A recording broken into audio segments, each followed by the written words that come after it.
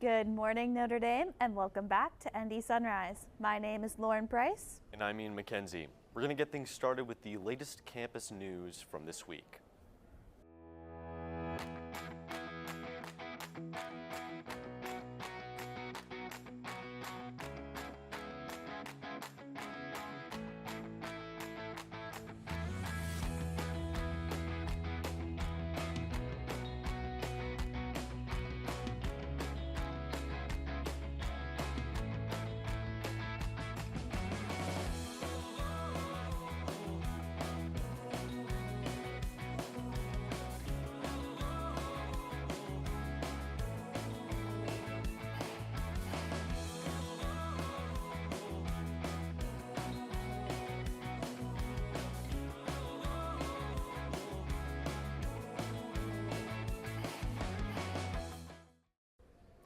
And welcome back.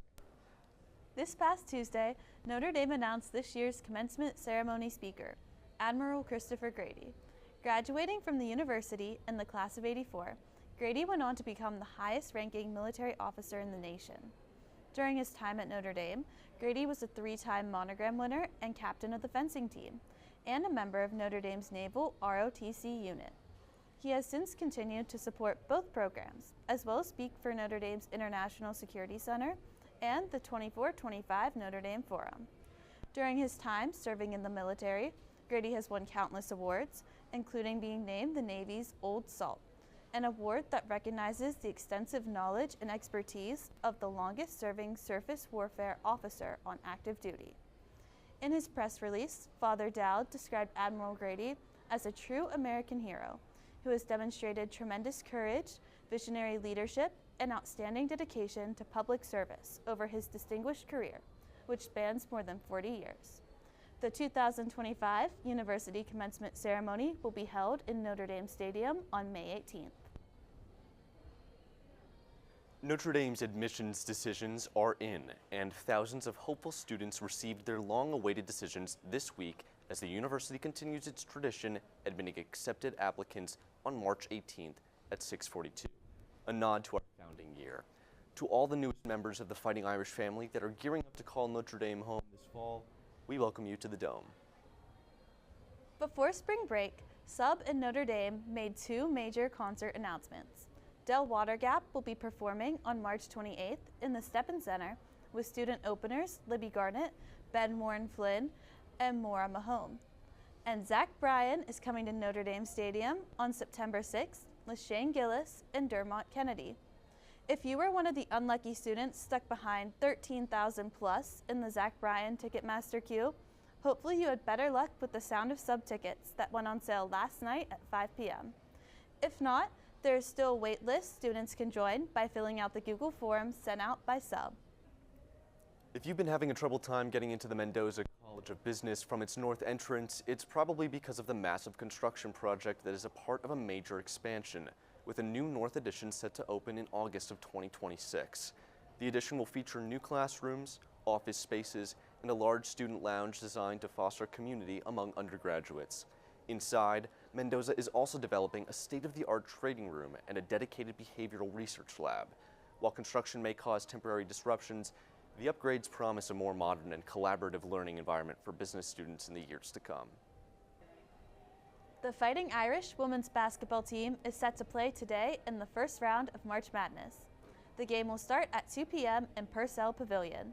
Be sure to get there early and be rowdy. Best of luck and go Irish!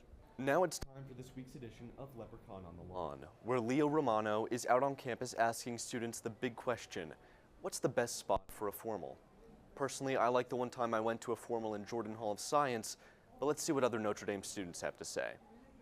Thank you both so much. My name is Leo Romano, and as you know, it is a huge formal week on campus. So I'm going to hit the streets and ask people what their favorite formal venue was and, you know, maybe their ideal location.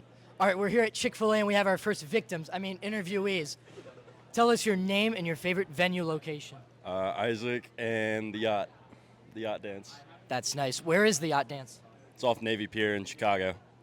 My hometown. I love it. Okay, what's your name and your favorite? Lizette and probably Danky Ballroom. The Danky Ballroom. That's a fun location. I feel like a lot of hall formals are there. All right, how about you? My name is Ismail, and yacht. Yacht formal. This is a popular. Are you both in Steds? Yes. Okay. Oh, you're roommates. Awesome. And what's your name and favorite? Hi, I'm Gabby, and my favorite would probably also have to be Dinky. Danky. Well, there you have it. The ladies love Danky. The guys love Steds. Yacht dance. All right, I'm here with Sarah. Sarah is going to answer a few questions for us. Let's start with your favorite formal venue. My favorite formal venue, I would say High Rise. Haven't been, but otherwise Denke. Now, if you could go anywhere in the world, where would you want to go for a formal? Probably the Bahamas. Nearby, but still a great location. Always warm, that's a plus, and just a great time. If that happens, please take me with. Bahamas sounds really fun. So, I found Annie studying, and we're going to ask her a few questions. It's a little study break. So, where was your favorite formal? Anywhere but Jordan Hall. Anywhere but Jordan Hall of Science. What happened? Nothing happened. It's just like, it's a little unnerving when it's like Nicki Minaj is there and there's like a giraffe right next to me, but it could be a vibe too. I have so many more questions, but we don't have enough time to get into it, unfortunately. What is your dream location for a formal? Dream location. I think we should all fly to Paris. That sounds beautiful. I will need to get my passport first. I'm here with Emma. Mikey. Where was your favorite formal? Well, I've only had one, and it was in Jordan Hall, so I guess I have to say Jordan Hall with the giraffe. Oh no, not another giraffe. Okay, and yours? I'd probably say Danky. Haven't been to too many formals yet, so. Now, if you could have formal anywhere in the world, where would you have it and why? I'd probably say Greece, just because that's kind of like my dream destination location. So yeah, I think that would be. I'd probably say London. I think getting there would be kind of cool. I know they have like the whole underwater thing, so I think that'd be kind of cool. Not sure if those are in our dorm budgets, but it would be a lot of fun. Thank you guys. We appreciate it. All right, I'm here with my main man, Steven. Steven, you haven't been to a formal yet, but what are you most excited for? I'm excited for the Dylan Formal at Sears Tower in Chicago. Very excited. Yeah, that's going to be a lot of fun. Now, what's your dream location? Well, I don't know. I'm actually going to be picking the Dylan Formal location next year. So I think we might go back to Chicago, but I really have no other location that I have in mind, to be honest. I'm here with Amina. Now, Amina, your favorite place on campus to have a formal is? Danky Ballroom. Now, if you could have a formal anywhere in the world, where would you have it? I would like a formal in an aquarium, not really a specific one, but like in one of those rooms where like the water goes over the ceiling as well. So I feel like that would be really cool and like some really nice lighting as well. That would be really neat. How about a little formal with the sharks? All right, I'm here with Cooper for my last interview of the day. Cooper, which dorm formal has been your favorite?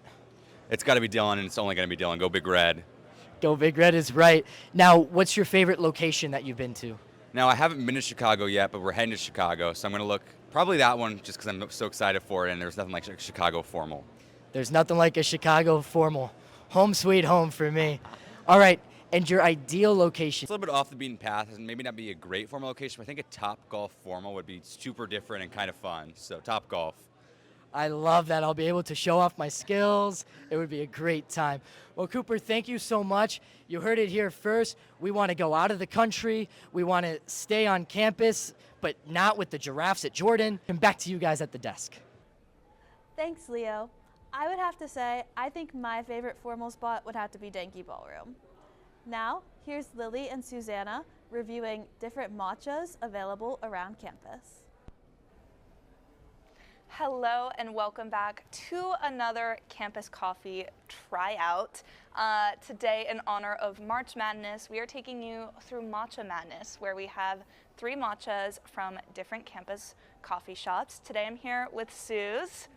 Suze has never had matcha before in her life, and so we are going to be getting her live reaction to the 3 of these. I'll walk you through. We have 3 different flavors or choices for you. Alrighty. We have the first one, which is going to be the Starbucks Classic. They recently changed theirs, so I got it with a pump of their classic syrup, so it's not going to be as sweet as the other two. But then we have the Haggerty Family Cafe Pot of Gold matcha. It is a seasonal item. It has matcha with espresso and then some caramel with it. So I'm very interested to see how that tastes. Combo, yeah. And then this one is definitely my favorite going into this. We have the Cafe J Lavender Matcha, which is super good, great for spring, and is just such a good flavor combo.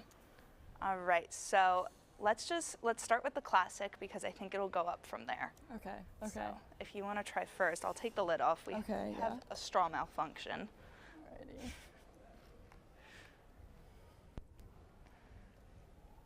That's not bad.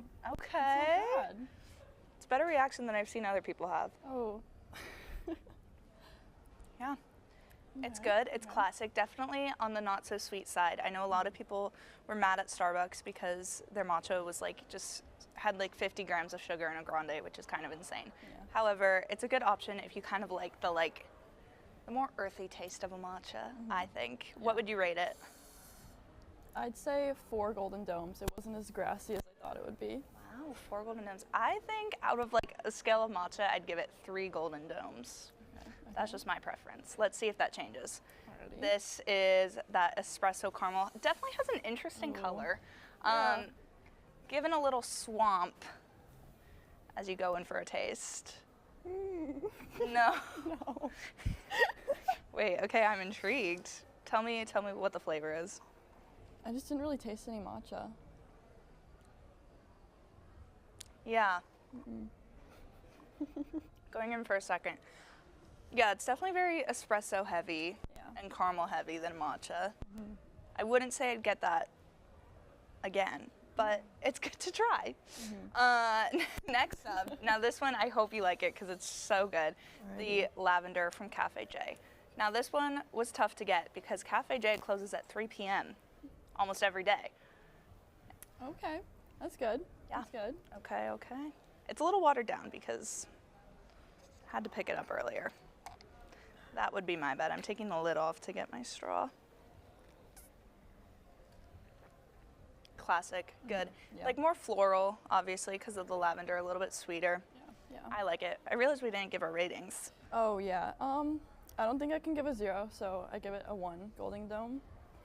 So. Very nice. I give it 2 golden domes. It's not horrible, but it's maybe not my choice. This one, 5. Yeah, Easy. I agree. 5. Oh, perfect. All right. Well, I believe these are the only matchas that we have on this campus. They are super great, super yum. We have Haggerty with an average of 1 golden dome, I would say. This being the clear winner, the Cafe J Lavender, and then Starbucks, a good middle ground if you're looking for something that is a bit heavier on the matcha. Yeah. Alrighty. Well, that is all we have for you in this week's Matcha Madness. Might be back at the end of the year for another spring drink try, but good to be here. Back to the desk. Thanks, Lily and Susanna. I'm glad that we finally have some culinary analysis on the show. That's pretty fun. Up next, we have our weekly analysis of The Bachelor, brought to you by Emmy. What happened Monday night on The Bachelor? Well, Grant spent both the day and night with each of these 3 beautiful women this past episode. First off was Juliana, over here. Prior to meeting Grant, Juliana spent some time with Daisy, who was last season's runner-up, and they had a good chat before she went out on a date with Grant. The 2 went on a 4-wheeler drive through the jungle. It was very nice. They got a little muddy and they had some good conversation. Then in the evening portion of the date, Juliana opened up to Grant about being cheated on and some of her insecurities from past relationships, and they definitely connected, and they did spend the night together, which was pretty exciting. Next up, Zoe had a date with Grant. The 2 of them went on a yoga date, and prior to the yoga date, Zoe had a chance to talk with Rachel, another star from last season, who was the 3rd runner-up. Zoe and Rachel had a chance to chat before the 2 went on their yoga date, and they had a good conversation in the evening about how they had both had similar family struggles, so they really connected on that, which was nice. The 3rd date was with Latia, who met up with Katie, who was a Bachelor winner from a few seasons ago. And then the 2 of them, Latia and Grant, went ziplining, which was super fun, which was a little nerve-wracking, but fun. And the two of them talked in the evening about intimacy, Latia admitting that she wasn't ready yet to be intimate, but Grant was very supportive of that and saying that he admired her maturity and her decision. And the two of them spent the night together, and Grant even told her that he loved her, which was pretty huge. So yeah, the three were great dates, and then at the rose ceremony, Grant did give out roses first to Juliana and second to Latia. So that unfortunately left Zoe to go home. Grant gave her a nice, lovely goodbye, and she held her head high as she left. Many people are quite surprised that Zoe did make it as far as she did, but for the final episode next week, we will see Juliana and Latia go head-to-head to see who will receive a proposal from Grant. Thanks for tuning in. Thanks, Emmy. Sounds like things are getting a little heated as The Bachelor nears the finale. Speaking of heat, or lack thereof, here's Jake to tell us about the upcoming weather. Thanks so much, Lauren and Mac, as we take a look at the future track for what is upcoming here for the next couple days in South Bend. It is going to be a little bit of not what you want to see here. As Thursday, you start to see it fly away. Now this morning, some cloud cover. It's going to be windy. That is going to be the conversation point of the day. However, you start to see some clouds start to filter in for Saturday for the Darty. That could be a little bit of a concern with sun, but it shouldn't really rain. As we jump over to your 3-day forecast, that is going to be your big point of contention for these next couple of days. You're going to see a lot of wind. 56 degrees though, but you're going to look at 20 to 30 sustained winds while you're getting up to 40 miles an hour on the gust. Then on Saturday for the Darty, it's going to be 37. You're going to want to bring a coat. Maybe you own something green. Maybe it's a sweatshirt. You might want to throw it on because it's going to be cold, and there is a potential for a little bit of sleet around the afternoon. But then Sunday gives way to heavy showers. It's pretty steady rain to begin in the morning, and it gives way to showers later in the day at 49. However, the next week upcoming should stay around the mid-40s, maybe start dipping up into the upper 50s as March here and April's starting to creep along. Spring was sprung this week, but then quickly the groundhog decided to bring winter back just for a little bit for this weekend. Hopefully we start to see temperatures in the mid-50s by next week. Lauren and Ian, back over to you. Thanks, Jake. Up next, we have our campus events for this week. Happy Potato Fest Friday. Look out for Farley's Finest around campus today, as they are selling potato grams to raise money for Our Lady of the Road. For just $2, you can send a potato with a personalized message to any student on campus. Potato grams will be sold throughout the day today at North Dining Hall, La Fortune Student Center, Duncan Student Center, and outside of DeBartolo Hall. They will also be giving away potato chips and exclusive Potato Pass stickers.